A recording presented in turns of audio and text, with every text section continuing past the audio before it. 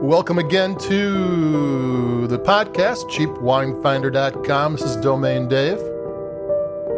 And we have a wine, September's here. We're trying to think about fall. In Chicago, it was so humid going outside and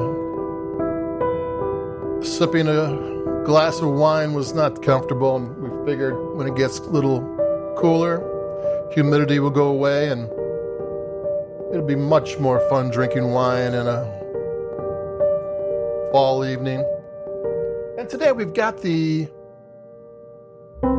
Chateau Ste Michelle Columbia Valley Chardonnay 2019. Chateau Ste Michelle is the big dog of Washington State. I read somewhere they produce between 19 and 20 million cases a year, and 8 million of cases are Riesling, and a case is 12 bottles, so you just got to do your multiplication on that.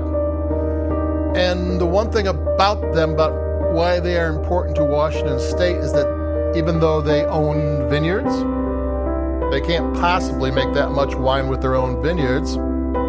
So they have contracts with every decent vineyard in the state, and that keeps the whole place going. And that's pretty cool. And this is a really tasty wine. It's I think it lists for $11. I got it for $8.99. You should be able to find it for $10. And it's a delicious Chardonnay. It's they half fermented it in stainless steel and in barrel, and then they aged it in stainless steel, and they did it in barrel, and part of it underwent malolactic fermentation. That's taking the tart acid in the grapes and making it more rounded acid, and part of it went on lees, which is keeping the yeast in there, and you stir it, and you get this salty, nutty situation going. So even though it's inexpensive, it was made with some pretty detailed specifications. And I'm gonna take a sip. It's a good tasting Chardonnay, and it's you can get for $10. This is you're not suffering at all by going inexpensive.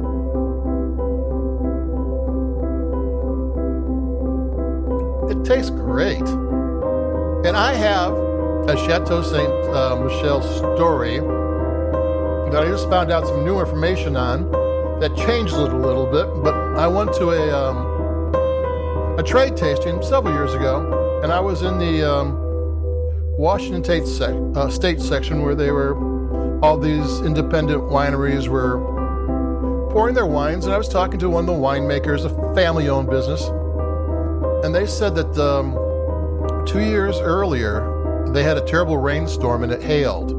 Hail is one of the worst things that can happen to a vineyard. It just destroys everything. It beats the crap out of the grapes. It beats the vines. You lose your entire vintage. And the rain happened at night, and they, it's a family-owned mom-and-pop business, and they walked out to their vineyards, and they just came back in and sat down at the kitchen table because that's where they did all their business. That's how small this was. And they're sitting there, and they're kind of shell-shocked because they just lost their crop. And the phone rings, and it's someone from Chateau Ste Michelle, and they go, we just heard what happened to you. What grapes do you need? What quantity do you need them? And when do you need them? And they were like, how did they know? I mean, we just came in and just sat down.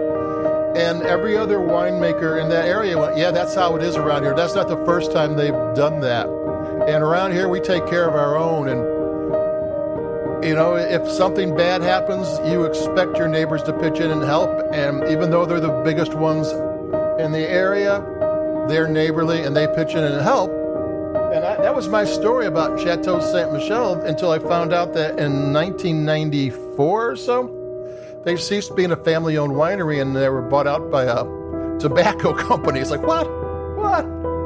So it was a very nice tobacco company. And actually they sent tobacco company executives to run the winery, and it's like, oh my God, how do I feel about that now? When it was just, farmers helping farmers. Now it's tobacco people helping people out, and they did. And you can't take that from them. Though it just recently got sold to an investment company, and the investment company is treating the winery as an independent entity, an independent business, and it'll be run like a winery, going back so they're not a conglomerate anymore. And so that's that, and that's good. And because Chateau Ste Michelle always made quality wines.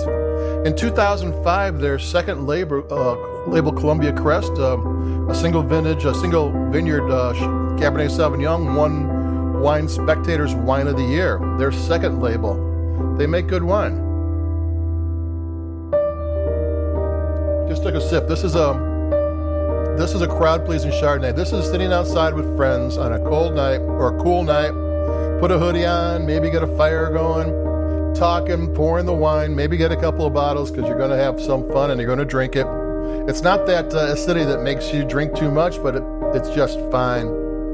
So there you go. This is a solid Chardonnay. It has some weight to it, so it's good for the fall.